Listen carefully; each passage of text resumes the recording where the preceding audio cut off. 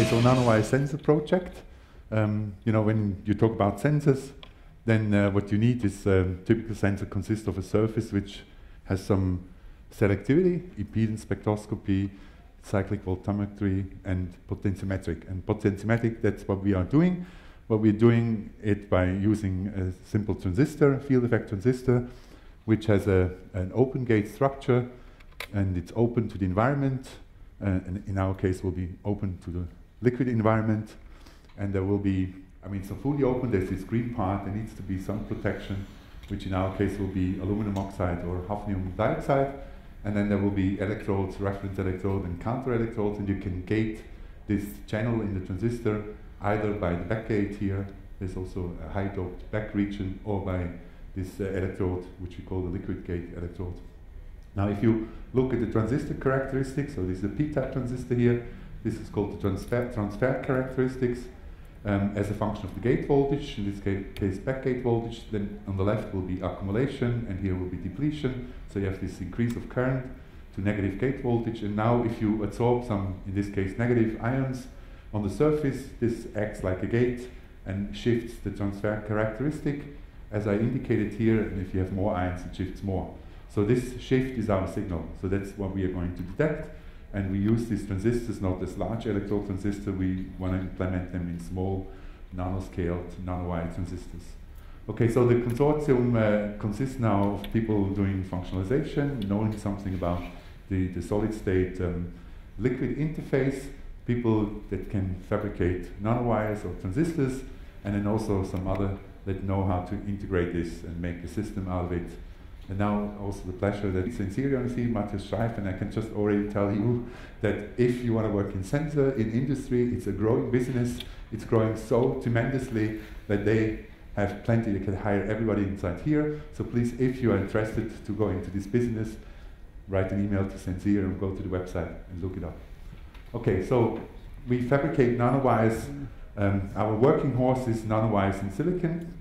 And actually we use a silicon insulator and then structure the wires by top-down processing using wet etching, and then the wet etching gives this nice 1-1-1 tapered facet structure, so we can make nanowires, wide ones, micrometer down to, you know, to 100 nanometer width, something like this.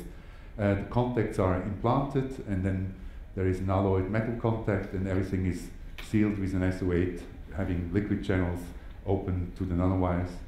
There is other people in the consortium work on FinFET devices. This is at EPFL in Adrian Ionesco's group. That's a system where you have gate structures implemented from the side, and you would have this thing open to the liquid on top. And another group are working on metallic nanowires. These are metallic nanowires fabricated by lithography means, but also by growing clustered gold particles together and then studying plasmonic effects and also electric effect in these things. Okay, so these devices on the silicon transistors work very well. This is shown here. So the upper graph shows you just two devices where you sweep up and down and you see this transfer characteristic.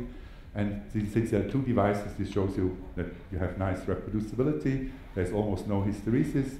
And this graph is in the linear. This is linear conductance, and this one is logarithmic conductance. So this is subthreshold region, and you see it's really nice behavior. And below you see the same thing, but now we change the solution, the pH in the solution, the proton concentration, and you see the shifts.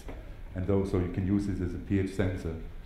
Now, if it comes to sensor and you want to understand this sensor really on the physical level, then these are the standard questions you have to ask yourself. What's the sensitivity? You know, is there an ultimate sensitivity? What's the selectivity? You know, what can you do with this surface? Or can you make it specific? What's the detection limit? What is the signal to noise that's related to each other? Can it be scaled? Is there scalability? Is there stability, reproducibility, drift, and so on? So with the last part, I just showed you that the devices look kind of reproducible, but I will not show you more on long-term stability. But I will go through some of these points in the following. Now, all these silicon transistors, as I already said, they are coated with either aluminum oxide, thin layer, like 20, 30 nanometer, or hafnium dioxide. And since these are oxide surfaces, they expose OH groups, and since they are OH group, so the first thing you can sense, already showed you, is protons, because OH group are proton active groups.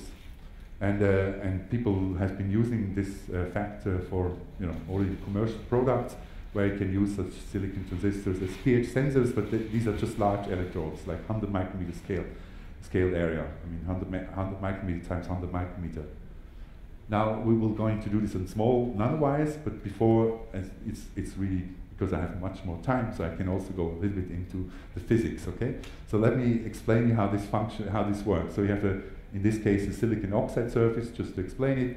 And since you have this OH group, they can be protonized or deprotonized. So if they're deprotonized, you get a negative charge surface, an O minus, and if they're protonized, it's going to be positive charge. And these two reactions are described by chemical reaction with an equilibrium constant. So this is the one which deprotonizes the OH group, and this is the one which protonizes the OH group, and both depends on the proton concentrations at the surface. That's important.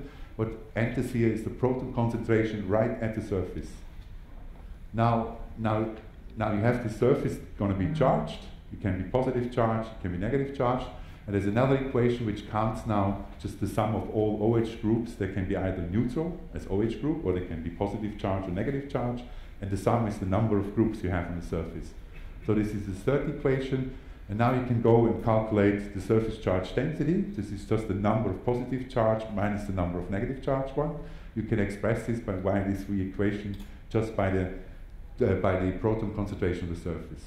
Now comes the system aspect, and so to do this on chip, there is a readout chip built by one part of the consortium from the DBSSC in ETH Zurich in Basel.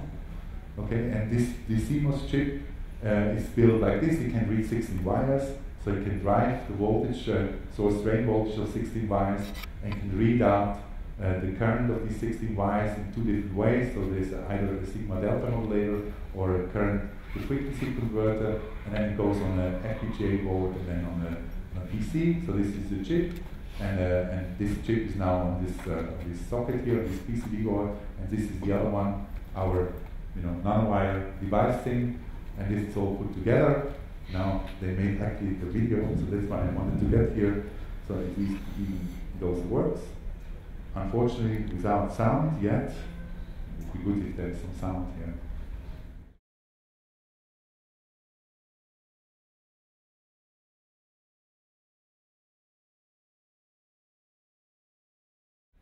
Okay, so you see this is encapsulated. This is the CMOS readout chip. So they just build next to each other.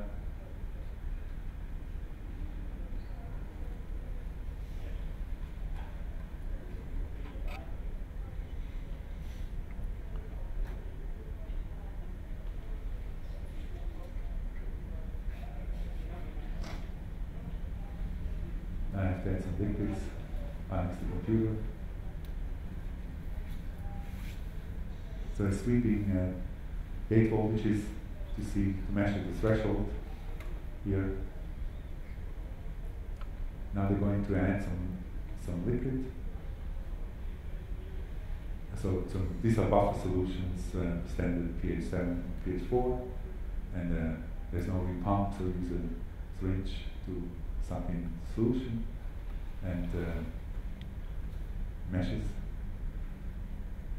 Now it was pH 7, now going down to pH 4, and now they change back to pH 7. And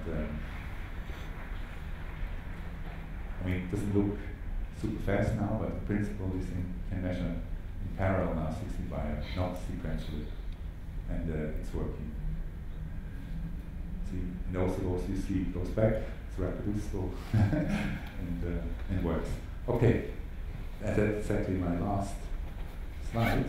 This is the consortium, and I'm really pleased to be part of this project, very nice project, and thank you very much for your attention.